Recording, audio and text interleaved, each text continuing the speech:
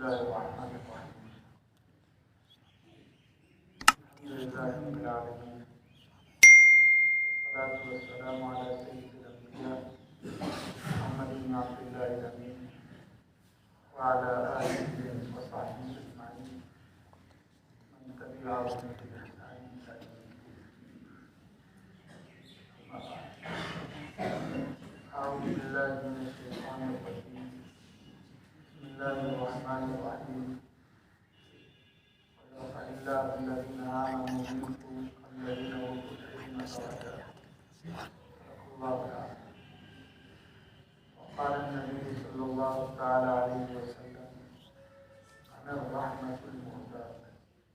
وكما قال عليه الصلاة والسلام وعلى آله وصحبه أجمعين. عزیز طلبہ، یہ ہمارے لیے سعادت ہے ایک بار پھر آپ حضرات کو بھی یہاں آنے کا موقع نصیب ہوا ہے۔ اس سے پہلے بھی کئی بار حاضری ہو چکی ہے اور ماشاءاللہ یہاں کا جو تعلیمی اور تربیتی نظام ہے، جو اساتذہ کرام کی فکریں ہیں، مدرسے کے منتظمین کی جو پڑھائی ہے، اس سے ہر بار طبیعت پر ایک خاص تاثر ہوتا ہے اور صالح اثرات اور نقوش مرتب ہوتے ہیں۔ عزیز طلبہ، یہ جو وقت اللہ رب العزت نے آپ حضرات کو دے رکھا ہے، یہ بڑا قیمتی ہے اور وقت کو گزرنے کے لیے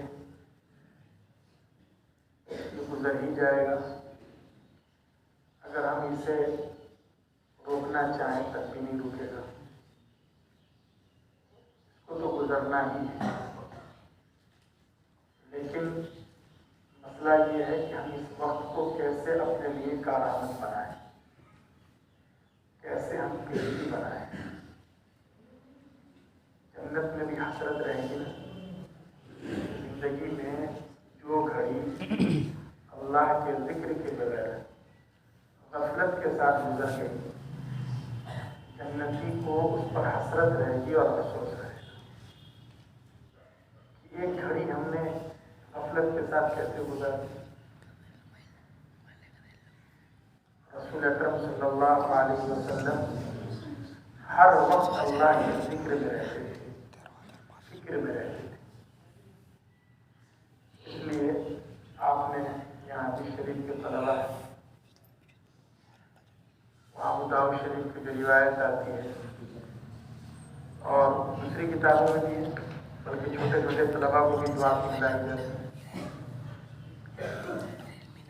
کہ جب بیت الخلاء سے نکلے تو دعا پڑھی جاتی ہے۔ کون سی دعا ہے؟ غفرانک، جو غفرانک ہے نا، سب کو یاد ہے نا یہ دعا، سب پڑھتے ہیں۔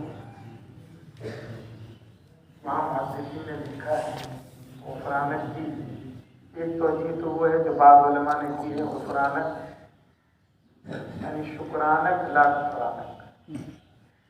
غفرانک کا کیا معنی ہے؟ کہ ہم تیرا شکر ادا کرتے ہیں، تو شکر کے معنی ہے۔ عرب لوگ اس وقت کہتے ہیں غفرانک لا غفرانک، یعنی ہم تیری ناشکری نہیں، شکر کی بات ہے نا۔ اگر پیٹ سے وہ مادہ نہ نکلے اور اگر کسی کا یہ سلسلہ بند ہو جائے تو کتنا پریشان ہوتا ہے، اس کی زندگی دوبھر ہو جاتی ہے نا اگر وقت پر پیشاب پاخانہ نہ ہو۔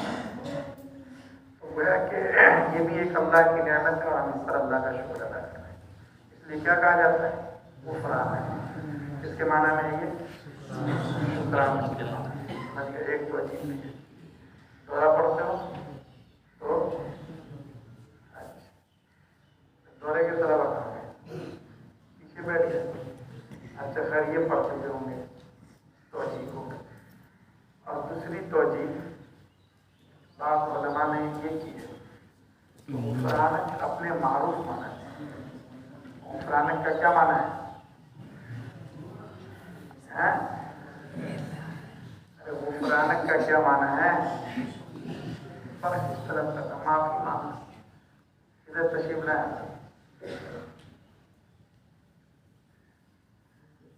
کم از کم 2 کرسی تو لگایا کیجیے. ہم لوگ کل گئے تھے وہاں ہمارے ایریا کے پروگرام میں، وہاں ایک ہی کرسی تھی، تو کم از کم یہاں پر 2 کرسیاں ہونی چاہیے.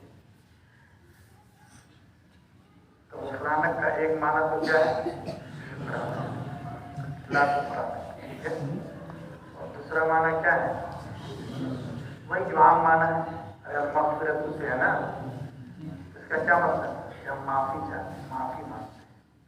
تو کس چیز سے معافی؟ بیت الخلا سے نکل رہے ہیں اور کہہ رہے ہیں کہ اللہ ہم ہاتھ جوڑ رہے ہیں، معافی مانگ رہے ہیں. شکرانک کا اگر ترجمہ ہو تب تو سمجھ میں آ رہا ہے. غفرانک کا یہاں کیا مطلب ہے؟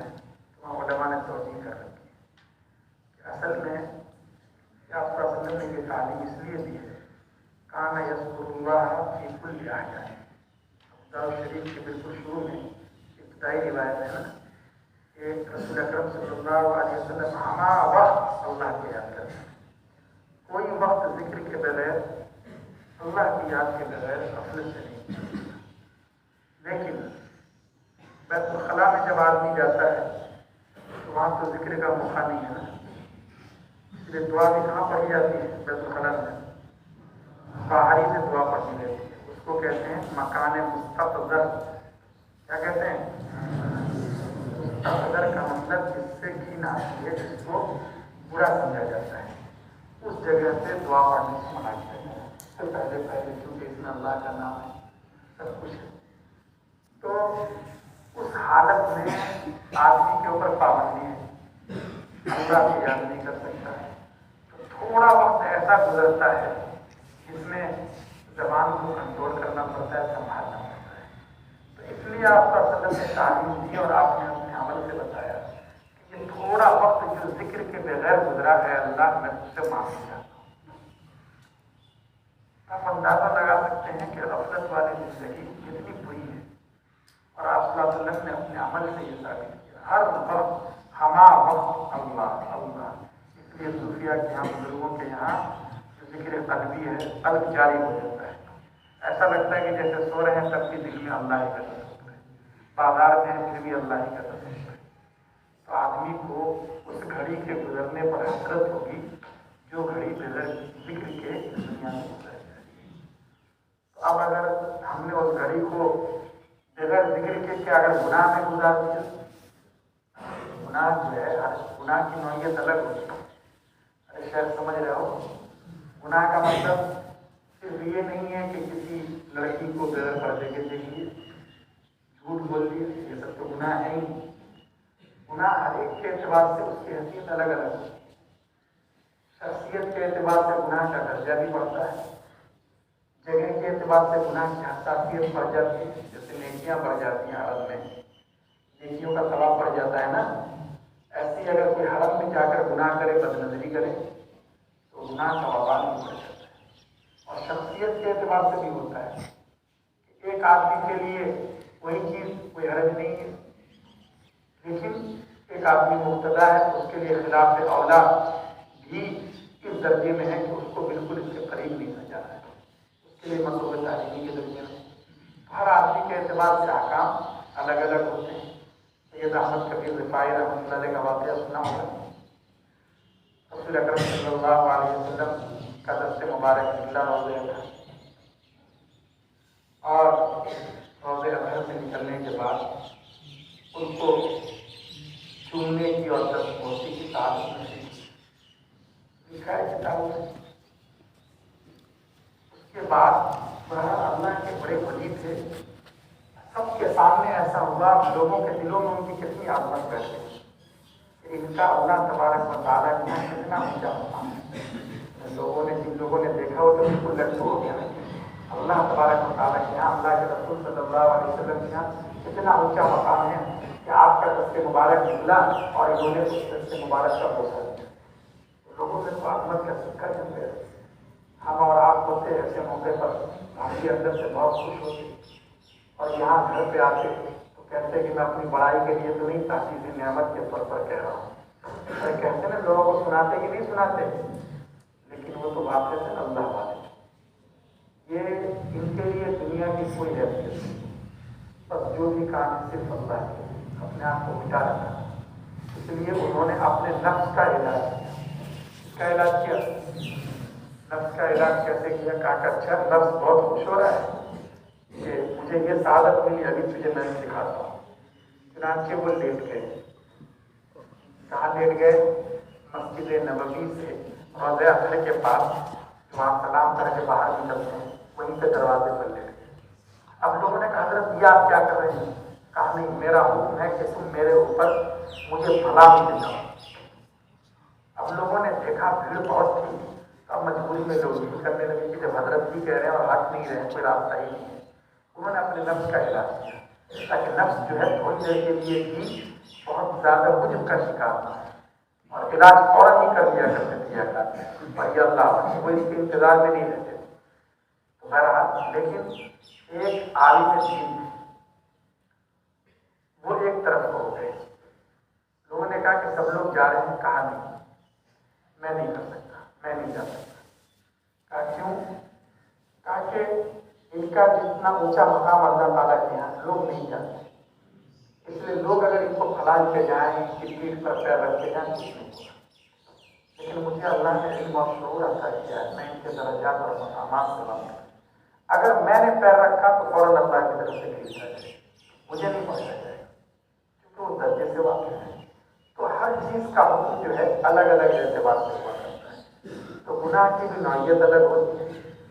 اب مثلاً کوئی ایسے ہی عام آدمی ہے, اس کو شیطان کیسے گناہ کروا دیتا ہے. ارے رات میں دیر سے سوتا ہے اور فجر میں اس کی آنکھیں نہیں کھلتی, گناہ کروا دیتا ہے نا.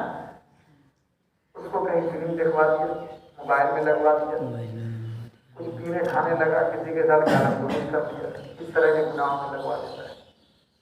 اور اگر نیک آدمی, کیا نام ہے شیخ تمہارا, بلال جیسا اگر نیک آدمی, اس کو شیطان کیسے گناہ کرواتا ہے. بلال فلم تو دیکھے گا نہیں, حضرت کی تربیت ہے نا, یہ جھوٹ بولے گا نہیں, کسی کو گالی دے گا نہیں. تو اس کو کیسے گناہ پر لانا ہے, معصیت اس سے کیسے کروانی ہے. اس کو تہجد کا بہت شوق ہے, تو رات میں 12 بجے کے بعد سو جانا چاہیے, صبح میں اٹھنا ہے, یا تو پڑھنا ہے. اگر یہ ہے کہ شاید آنکھ نہیں کھلے گی تو 2-4 رکعت پڑھ کے سو جائے. تو ایسے ہی کرتے ہو نا, کیا کرتے ہو, پہلے نماز پڑھ کے سوتے ہو یا اٹھنے کے بعد پڑھتے ہو نماز, کیا کرتا ہے. تہجد کا تو اہتمام کرتے ہو نا, ابھی تو بہت لمبی رات ہوتی ہے تو ٹائم تو بچ جاتا ہے. تو کیا کرتے ہیں, یعنی پڑھنے کے بعد نماز پڑھ کے سوتے ہو یا اٹھنے کے بعد, پڑھنے کے بعد. ٹھیک ہے, کوئی حرج نہیں. 12 بج ہی جاتے ہیں, دیر ہو ہی جاتی ہے, چلو اسی میں تہجد کی نیت سے چند رکعت آدمی پڑھ لے اور سو جائے, ٹھیک ہے نا. لیکن شیطان کیسے یہ کرتا ہے, یہاں تہجد کا بہت شوق ہے. تو بلال کو شیطان یہ کرے گا کہ خوب تہجد میں لگا دے گا. اب یہ پڑھ رہے ہیں, مزہ آ رہا ہے, پوری سورہ بقرہ ایک رکعت میں پڑھ رہے ہیں, ہے نا. صحابہ کرام کو کہا لمبی لمبی رکعت پڑھ رہے ہیں, اور اسی اس میں کئی گھنٹے ہو گئے, اور کئی گھنٹے ہو گئے. اب 4 بجے آنکھ لگ رہی ہے. کتنے بجے؟ 4 بجے آنکھ لگ رہی ہے.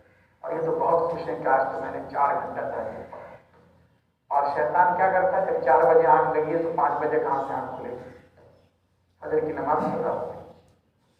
کیا ہوگی, فجر کی نماز قضا ہو گئی. تو نیک لوگوں کو شیطان اس راستے سے غلط راہ پر ڈالتا ہے, نیکی کے راستے سے ان کو غلط انجام تک پہنچانے کی کوشش. آدمی تو خوش ہے کہ میں اگر 4 بجے تک جاگا ہوں تو تہجد پڑھتے ہوئے نہ, لیکن مسئلہ کیا ہے کہ اگر وہ 4 گھنٹہ نہ بھی جاگتا لیکن عشاء کی اور فجر کی نماز جماعت سے پڑھتا تو یہ افضل تھا نا اس کے لیے. لیکن اسی لیے ہر آدمی کے پاس جو شیطان آتا ہے وہ اپنے اپنے نئے نئے حربے کے ساتھ آتا ہے, نئے نئے انداز کے ساتھ آتا ہے. اس لیے اس کی چالوں کو سمجھنا اور اس کی تدبیروں کو اور سازشوں کو سمجھنا یہ بہت ضروری ہوا کرتا ہے. گناہ جو ہوتا ہے ہر ایک کے اعتبار سے الگ الگ ہوتا ہے. تو طالب علم کا بہت بڑا گناہ ایک یہ بھی ہے کہ اللہ نے فراغت دی ہے، اللہ نے وسعت دی ہے، اللہ نے دنیا کے ماحول سے کاٹ کر یہاں کے روحانی ماحول میں پہنچا دیا۔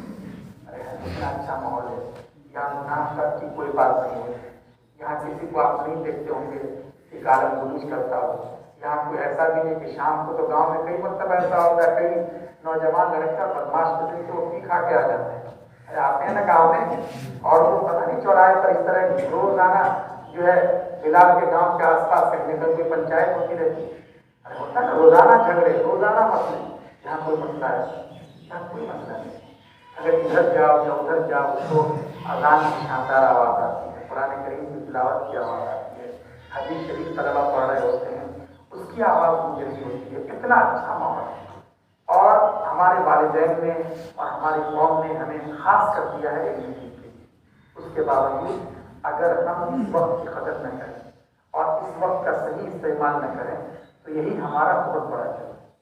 اور یہ ایسے ہی ہے جیسے ریئیکٹر کہاں جاتا ہے، پسی خانے میں جا کر تاڑی پی کر آتا ہے، تو اس کے لیے گناہ ہے نا، یہ تعلیم کا گناہ یہی ہے کہ صحیح سے نہیں پڑھتا، وہ اپنا وقت برباد کرتا ہے، روزانہ حاضری نہیں دیتا، روزانہ سبق یاد نہیں کرتا، آگے کا مطالعہ نہیں کرتا، مدرسے میں 24 گھنٹے رہ کر بھی اس کے اندر کوئی تبدیلی نہیں آ رہی ہے، اس میں تہجد کی چسک پیدا نہیں ہو رہی ہے، گناہ سے بچنے کا جذبہ نہیں ہو رہا ہے، تو یہی گویا ہمارے لیے بہت بڑی چیز ہے۔ اس لیے اس ماحول میں رہتے ہیں، ہمیں ماحول کی قدر کرنی ہے، اپنے آپ کو بنانے کی اور سنوارنے کی فکر کرنی ہے۔ کیسے کیسے لوگ تھے اور کیسے بڑے بڑے لوگ تھے اور انہوں نے اپنے آپ کو کس طرح کھپا دیا، اپنے آپ کو کس طرح لگا دیا، تب جا کے اللہ تبارک و تعالیٰ نے ان کو اتنا اونچا مقام عطا کیا کہ ابھی ہم ان کے نام عظمت کے ساتھ اور محبت کے ساتھ لیا کرتے ہیں۔ ان کو سبق کتنا مضبوط یاد ہوا کرتا تھا، حافظہ ان کا کتنا اچھا تھا، اس لیے اللہ نے ان سے کہا وہ پڑھتے تھے اور اپنے دین کو منتقل کرتے تھے، اور اس کی وجہ سے اور اس کا اثر اس سے بھی پڑتا ہے حافظے میں بھی، جیسے امام شافعی علیہ الرحمٰن کے اشعار ہے نا، شکر کی علاوہ سن رکھا ہے نا، وہ اس سے بھی ہمیں یہی سبق ملتا ہے کہ طبیعت میں اگر نیکی غالب ہو تو دوسرے مرحلے بہت آسان ہو جاتے ہیں، ورنہ اگر آدمی گناہ کرتا ہے تو بلا وجہ بھی طبیعت میں خلیان کی کیفیت رہتی ہے، نماز میں دل نہیں لگتا، پڑھنے کا جی نہیں چاہتا، یاد کرو اسے بھی یاد نہیں رہتا ہے، اس لیے اپنے آپ کو گناہوں سے بچانا بہت ضروری ہوا کرتا ہے۔ حضرت مولانا سنہ رحمۃ اللہ علیہ فرمایا کرتے تھے کہ طاعت کے اثرات تو صحیح ہیں، ان پہنچائے ہوئے نیکیوں کے اثرات ہیں، یہ سب صحیح ہے، لیکن نیکیوں کے ساتھ ساتھ گناہوں سے بچنا بھی تو ضروری ہے۔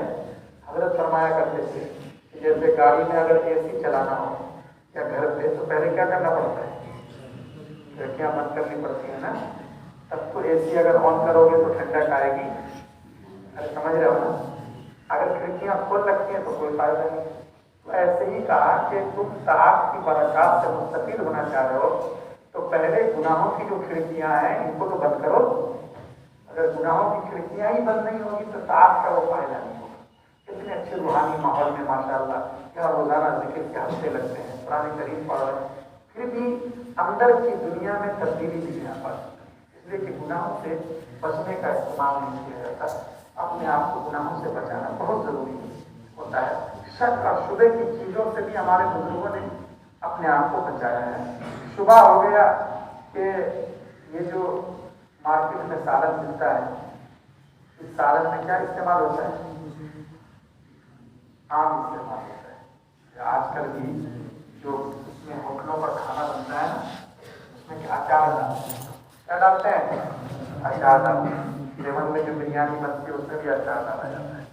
تو دلی کے بازار میں جو سالن ملتا تھا اس میں کیا ہے، آم کا اچار یا کوئی اور چیز ملایا جائے، ملا دیتے ہیں، لیکن اس زمانے میں آم کی بیع صحیح ہوئی یا نہیں، خدوری میں مسئلہ پڑ چکا نا خطوب صلاح کا کہ خطوب صلاح سے پہلے بیع صحیح نہیں ہوتی، تو اس طرح لوگ اپنے اپنے باپ کو بیچ لیا کرتے تھے۔ پورا سال گزر گیا، پوری طالب کا دور گزر گیا، لیکن انہوں نے کبھی سالن نہیں خریدا، سالن نہیں کھایا، کیونکہ ہو سکتا ہے کہ آم کی بیع غلط طریقے سے ہوگی اور ایک غلط لقمہ میرے پیٹ میں چلا جائے گا۔ تو اس طرح حضرت مفتی مظفر حسین صاحب وغیرہ یہ بہت ہی اللہ والے، یہ ہمارے اکابر اور بزرگان دین، شبہات سے انہوں نے اپنے آپ کو بچایا، تب جا کے اللہ تبارک و تعالیٰ نے ان کو اتنا اونچا مقام عطا ہے۔ ان کو اپنی حیثیت عرفی کا بھی بڑا لحاظ رہتا ہے۔ امام بخاری علیہ رحمہ کا واقعہ مشہور ہے نا، تو انہوں نے تاکہ ان کے اوپر کوئی انگلی نہ اٹھا سکے، اس کا بھی بہت خیال رکھنا چاہیے۔ ارے یہاں اگر مدرسے میں ٹھیک ہے کبھی ڈنڈی بھی مار دی، نماز بھی چھوٹ گئی، کبھی کوئی رکعت آگے پیچھے، لیکن گھر پہ کبھی رکعت نہیں چھوٹی، اس لیے کہ اس کا صرف اپنا نقصان نہیں ہے کہ اللہ تعالیٰ ناراض ہو، اس کی وجہ سے غلط نظیر قائم ہوگی، مدرسے کے خلاف، دینی تعلیم کے خلاف لوگوں میں جذبات پیدا ہوگی۔ کیا فائدہ مدرسے میں؟ بلال مدرسے میں پڑھتا ہے، روزانہ فجر میں 1 رکعت چھوٹتی، کیا فائدہ؟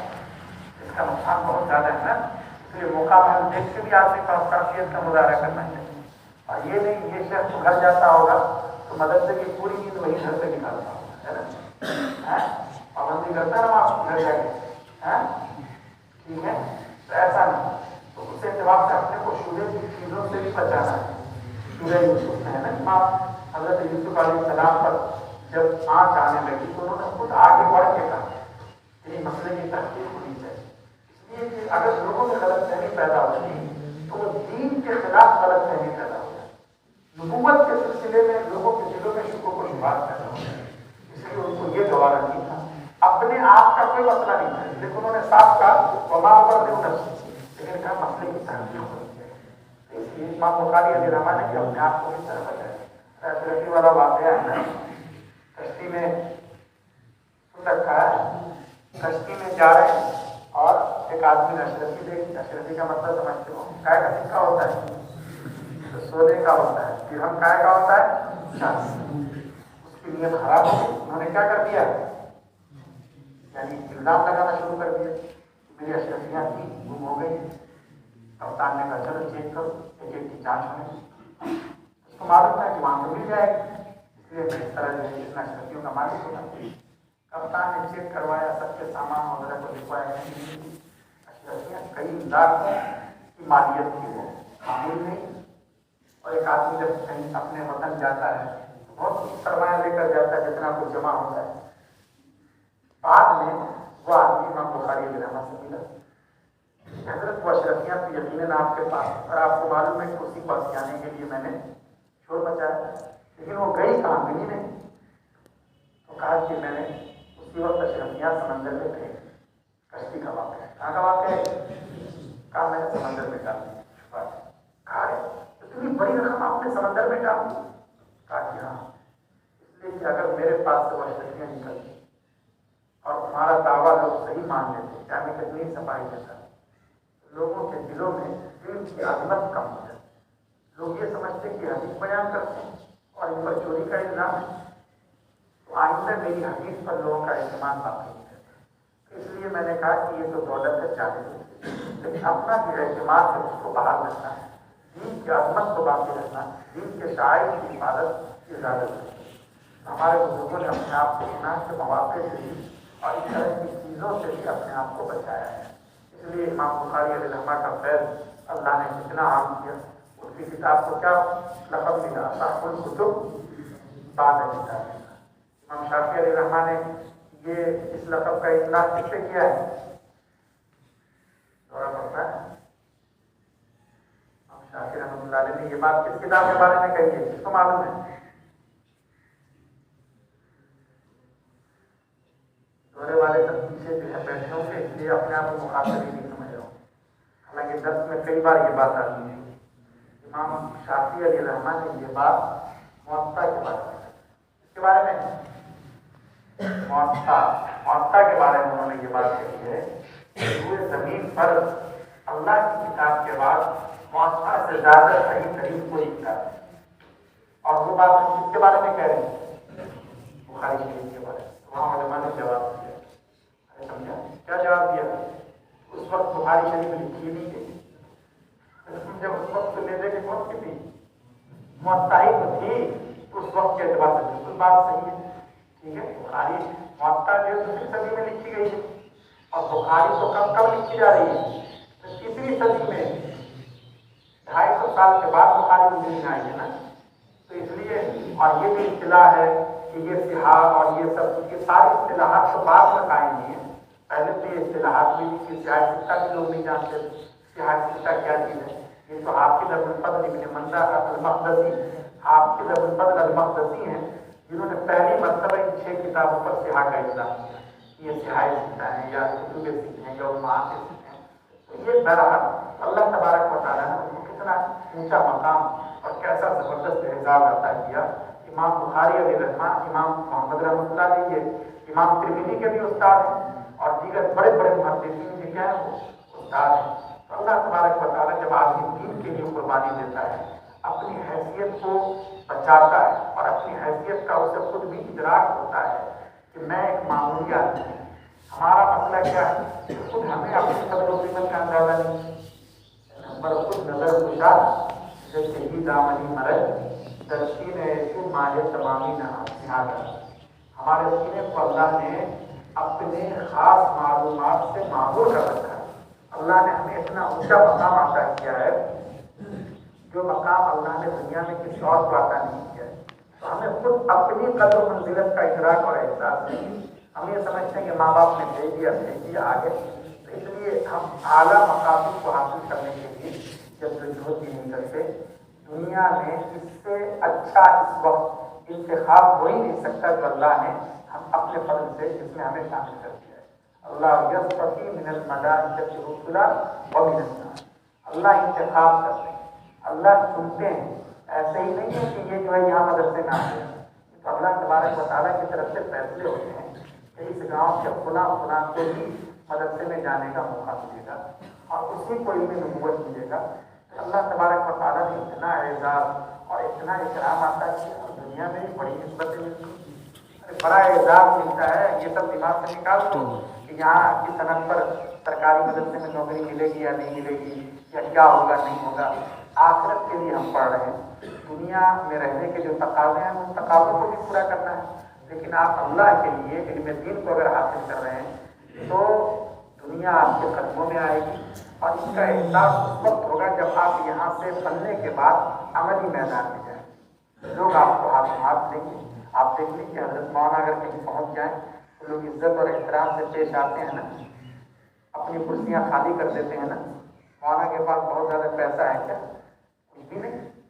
आप एक दरवेश किस्म के आदमी हैं, लेकिन अल्लाह तबारक व तआला इस इल्म की निस्बत की वजह से अल्लाह ने न जाने कैसे कैसे ऊंचे मकामात अता कर दिए। आपके जो असातिज़े किराम हमारे मुफ्ती हुज़ैफा साहब है ना, और माशाअल्लाह इनके जो शागिर्द हैं इनकी चप्पल सीधी करने में सआदत समझते हैं ना। अरे सआदत समझते हैं, हालांकि ये कभी नहीं कहते हैं कि मेरी चप्पल सीधी करो। ऐसा नहीं है, कोई उस्ताद नहीं कहता कि तुम मेरी चप्पल या मेरी जूतियाँ सीधी करो। लेकिन अगर एक तालिब इल्म अरबपति बाप का बेटा है तब भी अपने लिए साबित समझता है कि मेरे उस्ताद ने मैं इनकी जूतियाँ सीखी करूँ। सवाल कीजिए इसको समझता है वो काबिल फख्र। ये अल्लाह पाक दुनिया में ही इतनी इज्जत अता करते हैं और जिंदगी में ऐसा चैन और ऐसा सुकून कि आप इसका तसव्वुर नहीं कर सकते। अभी हालांकि अभी हज़रत मुफ्ती साहब की शादी भी नहीं थी, तब भी जिंदगी में इतना सुकून है, इतनी राहत है कि जो शादीशुदा लोगों को भी राहत नसीब नहीं हो पाती। तो शादी के बाद इंशाअल्लाह आप देखेंगे और ज़्यादा तवज्जो के साथ आपकी को वक्त देंगे और कुर्बानियाँ और ज़्यादा देंगे। तो ये सब चीज़ें कहाँ से हासिल होती हैं? इल्म दीन के साथ इनके साथ की वजह से इसके साथ। और ये तो सिर्फ ज़ाहिरी निस्बत है, अगर हकीकत आ गई तब तो पूछना ही क्या है। फिर तो अल्लाह इतना नवाज देंगे कि जितना हमने तसव्वुर भी नहीं किया होगा। इसलिए कदरदानी के साथ अल्लाह ने जो मौका दिया है उस मौके से फ़ायदा उठाना चाहिए, अपना वक्त बर्बाद नहीं करना है। और मैंने कहा गुनाह की बहुत सी शक्लें हैं, न पढ़ना, वक्त पर अपना काम करके न लाना, उस्ताद ने जुमले बनाने को दिए उसमें जो डंडी मार गए, इन्हीं आस्तर में दर्द हो रहा था, ये सब मार, ये सब गुनाह के काम है। इनसे अपने आप को बचाना चाहिए। ठीक है, बचाना है ना। बल्कि अब तो बहुत सी मरतबा शिकायत आती है कि सिर्फ ये नहीं, हकीकतन मासियत और गुनाह में मुब्तला है। रात को सोने का वक्त है, उस्ताद को निगरानी करके और हज़रत मौलाना देख दाख के आ जाते हैं, बेचारों तलबा सो गए, चादर तान रखी है, اور بعد میں پتہ یہ چل رہا ہے کہ بلال کو پھر فجر سے پہلے اٹھنا ہے، تہجد بھی پڑھنی ہے نا، اس لیے شیخ سو گیا ہو. لیکن کسی دن اگر اچانک چادر ہٹا کے دیکھا وہ انگلیاں موبائل کے اسکرین پر چل رہی ہوتی ہیں، ٹھیک ہے، اوپر سے ایسا معلوم ہوتا ہے. تو یہ سب کیا ہو رہا ہے؟ مدرسوں میں یہ واقعات ہوئے. مدرسوں میں طلباء کے پاس موبائل ہے. موبائل جو ہے یہ ادات شر ہے اور یہ مفتاح للشر ہے. حدیث پاک میں کہا گیا نا کہ تم کیا بنو؟ مفتاح للخیر بنو اور مغلاق للشر بنو، یہ کہا گیا ہے. لیکن یہ جو موبائل ہے یہ مفتاح للشر ہے، شر اور برائی کی ماسٹر کی ہے، چابی ہے. اس کو کیا کہتے ہیں؟ ماسٹر کی کلید، شاہ کلید کہتے ہیں. کیا کہتے ہیں؟ شاہ کلید. ارے سنا ہوگا نا، پڑھتی ہے، کیا پڑھتے ہو؟ ماشاء اللہ، ٹھیک ہے. تو یہ شاہ کلید کیا ہے؟ موبائل. اگر مثلا کسی کو بگڑنا ہے، خراب ہونا ہے، تو اس کو الگ الگ گناہ کے کاموں پر لگانے کی ضرورت نہیں ہے. ایک اچھا خاصا موبائل دے دو، ٹھیک ہے، اس کا جتنا تقویٰ ہے، جتنی طہارت ہے، جتنی محنت ہے، پڑھنے کا جذبہ ہے، سب طرح کا طرح رہ جائے گا. کچھ دنوں میں رزلٹ ملنا شروع ہو جائے کہ اب وہ عبارت دیکھ کے نہیں لاتا، جب گھنٹے میں آتا ہے تو جھونکا مارتا رہتا ہے، اس کی آنکھیں سرخ رہتی ہیں، اس کے نہ جانے کیسے لوگوں سے تعلقات ہو گئے، وہ ٹینشن میں رہتا ہے، پریشانی میں رہتا ہے. ساری برائیاں اور ساری بیماریاں. تو موبائل بگڑنے کا اس وقت بہت بڑا ہے. یہاں تو ماشاء اللہ اس طرح کا ماحول ہے، کنٹرول موبائل پر بھی ہوگا. اور اگر نہیں ہے تو میں گزارش کروں گا کہ اگر کچھ طلباء بھی اگر اس طرح کی حرکتیں کرتے ہیں تو وہ بہت خراب معاملہ ہے. وہ اپنے آپ کو بھی بگاڑ رہے ہیں اور پورے ماحول کے بگاڑنے کا بھی وبال انہیں کی طرح ہے. اس لیے میں ابھی جو کچھ جماعت کے طلباء سے سوچتے ہیں ان سے بھی میں نے کہا تھا، اور میں اس وقت آپ حضرات سے بھی گزارش کرتا ہوں، اس لیے کہ اس وقت تو دوسری بڑی جماعتوں کے بھی طلباء ہیں. یہ بعض دفعہ مدرسے میں گرو گھنٹال کی حیثیت اختیار کر لیتے ہیں. اس لیے ان سے خاص طور سے کہنا ضروری ہے کہ یہ جو اگر موبائل کا گناہ پنپ رہا ہے ماحول میں تو اس کو پنپنے نہ دیں، اس کو ختم کرنے کی کوشش کریں. ورنہ پورے مدرسے میں جو روحانیت ہے، ذکر میں لطف آتا ہے، پڑھنے میں مزہ آتا ہے، سارا ماحول خراب ہو جائے گا. پھر وہ عام گاؤں دیہات کا جیسے ماحول ہوتا ہے اس طرح کا ماحول ہو جائے گا. اس لیے اپنے آپ کو بچانا بہت ضروری ہے. اپنا وقت بھی برباد ہو رہا ہے. اس سے کیا ہوتا ہے؟ صحت خراب ہو جاتی ہے، جوانی آدمی کی خراب ہو جاتی ہے. اب جو ہے مثلاً ایک آدمی رات کو موبائل میں اپنا وقت برباد کرتا ہے اور اس کے بعد رشتہ ہے، کیا نام ہے شیخ تمہارا؟ کیا پڑھتے ہو؟ اس کا صحیح پڑھتا ہے. لیکن اگر شیخ کو موبائل کی لت لگ گئی، رشتہ آئے گا تو پھر کیا ہوگا؟ پہلے اس کو حکیم کے پاس علاج کروانا پڑے گا. ارے سمجھ رہے ہو؟ کیوں شادی کے قابل ہی نہیں رہ جائے گا. پھر جو یہ رسمی بھائی کو کئی مرتبہ حکیم کے پاس دوڑنا پڑے گا. یہ سب واقعات ہو رہے ہیں. لوگوں کی جوانیاں تباہ ہو رہی ہیں، برباد ہو رہی ہیں، وقت برباد ہوتا ہے، گناہ لازم ہیں، اللہ کی نافرمانی کی وجہ سے قلب سخت ہو جاتے ہیں. اس لیے اس سے آپ اپنے آپ کو بچانا بہت ضروری ہے. ہو سکتا ہے اس میں کچھ فائدہ بھی ہو، لیکن آپ کے لیے اس وقت یہ شر محض ہے. کیا یہ ضرر محض ہے؟ یہ آپ کا تعلق موبائل سے بالکل نہیں ہونا چاہیے. اور مدرسے کی طرف سے جو ضابطہ اگر بنتا ہے اس ضابطے کے مطابق ہر ایک کو عمل کرنا چاہیے. سب لوگ وعدہ کرتے ہیں انشاءاللہ کہ ہم موبائل استعمال نہیں کریں گے انشاءاللہ. اور اگر کسی کے پاس ہے تو وہ کیا کرے گا؟ ٹھیک ہے، لا کر اپنے استاد کے پاس یا یہاں جو بھی ذمہ داران حضرات کی طرف سے ذمہ دار ہیں ان کے پاس جمع کرتا ہوں. میں نے حضرت سے گزارش کی ہے کہ اس وقت اگر کوئی جمع کر دے تو اس کو کچھ نہیں ہے. اس سے یہ نہ پوچھیں کہ رات میں تم نے اس میں کیا کیا دیکھا ہے، پیچھے جا کر اس لیے کہ سب پتہ چل جاتا ہے. موبائل میں تو خود ہی سارا ریکارڈ محفوظ ہوتا ہے نا، کہ کوئی فلم دیکھی ہے یا کوئی کھیل دیکھا ہے یا کوئی سیریل چل رہا ہے وہ سیریل دیکھا ہے، کوئی نہیں دیکھیں گے. اگر آج آپ جمع کر دیتے ہیں اکیلے میں جا کر، تنہائی میں جا کر، استاد آپ کو کچھ نہیں کہیں گے کہ تم نے پچھلے ہفتے یہ حرکت نہیں کی تھی. ٹھیک ہے، اس لیے کوشش کرو اگر کسی کے پاس ہے تو وہ آج ہی جمع کرو. آج کا مطلب سمجھ گئے؟ ارے کل نہیں، ورنہ کتنے سوچ رہے ہوں گے کہ آج جمعرات آج تو تھوڑا سا فائدہ اٹھا لیں. یہ نہیں، ارے سمجھ گیا نا، اس کی اجازت نہیں ہے، بلکہ آج ہی جمع کر دو. اپنے آپ کو تباہی سے بچاؤ، اپنے अपने आप को गलत राह पर मत जाने दो, और मोबाइल को जमा कर देगा, वो खुद ही अपनी जिंदगी में इत्मीनान महसूस करेगा, वक्त पर उसको नींद आएगी, सबक समझ में आएगा और जिंदा रहने का मजा आएगा, लुत्फ आएगा। और लुत्फ जो है वो सिर्फ गुनाह के कामों में नहीं है, रात को सिर्फ सोने में लुत्फ नहीं है। कभी रात को जाग कर देखो, और आज मतलब जुमा के दिन काम कम रहता है, जुमा की रात में जागना आसान है ना, तो दूसरे दिन अगर 4 रकात पढ़ते हो, आज 8 रकात पढ़ लो। दूसरे दिन अगर तहज्जुद की नमाज तुम्हारी 10 मिनट में हो जाती है, आज तुम 20 मिनट का वक्त लगा सकते हो, इसलिए कि कल का कोई बोझ दिमाग में नहीं है। उस वक्त देखो जब सब लोग सो रहे हैं, सन्नाटे का आलम है, उस वक्त उठकर देखो, अल्लाह के सामने हाथ उठाओ और आंखों से आंसू जारी हो जाते हैं, तब अल्लाह की तरफ मुतवज्जह होता है और ऐसा लगता है कि जैसे बात करते हैं अल्लाह की माफी। उस वक्त कितना मजा आता है और मालूम होता है कि लोगों को ये लज्जत मालूम ही नहीं है। इसलिए सब लोग सो रहे हैं, सोने में मजा नहीं है बल्कि जागने में भी मजा है। अल्लामा सुक्की के अशार है ना, कहाँ है रखूँ, अल्लामा सुक्की के अशार शरीफ विखाया के मुकदमे में, कहाँ शरीफ विखाया के मुकदमा नहीं मुकदमा असल, ये अल्लामा ज़मख़शरी ने लिखा है, अम्मा बिफ़त्हिल दाल और दाल के फतहे के साथ मुकदमा ये गलत है। ये वो बहुत बड़े इमाम लुगत भी है ना ज़मख़शरी, अरे अदीब भी हैं, लुग़वी भी हैं, मुफस्सिर भी हैं। अगरचे नज़रियात के एतबार से हमारी इनकी लड़ाई रहती है, वो अलग बात है, लेकिन हैं तो बहुत बड़े आदमी।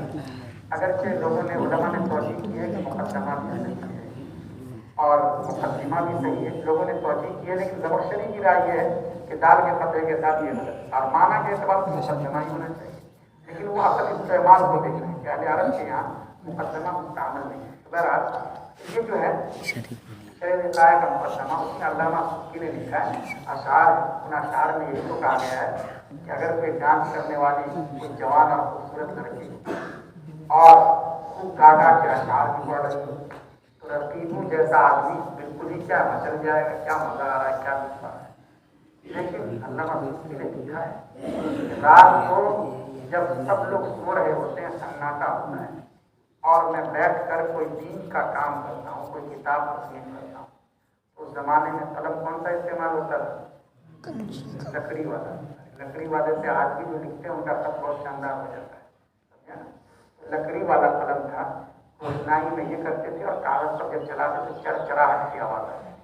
अल्लामा सुक्की फरमाते हैं कि ये जो मेरा कलम जब चलता है रात के सन्नाटे में और इसके जो चर की आवाज़ आती है, मुझे इस आवाज़ से ज़्यादा मज़ा आता है उस मुगन्निया की आवाज़ से। लोगों को तो उस आवाज़ से मज़ा आता है, लोग झूमते हैं, और मैं तो इसी आवाज़ का दीवाना हूँ और मज़ा आ जाता है और लिखता रहता हूँ, काम करता रहता हूँ, कब रात गुजर गई मुझे एहसास नहीं।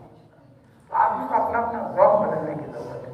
अगर आप अपना ज़ौक़ बदल लेंगे तो आपको रात को अल्लाह की इबादत में मज़ा आ जाएगा। अगर आप ज़ौक़ बदल लेंगे, अभी आपको मोबाइल में मज़ा आ रहा है, लेकिन अगर आप नूर निदा का एक हाशिया कर लें, शरीफ विखाया का एक हाशिया कर लें, उसमें आपको इतना मज़ा आ जाएगा जितना मज़ा रात भर मोबाइल चलाने में नहीं आएगा।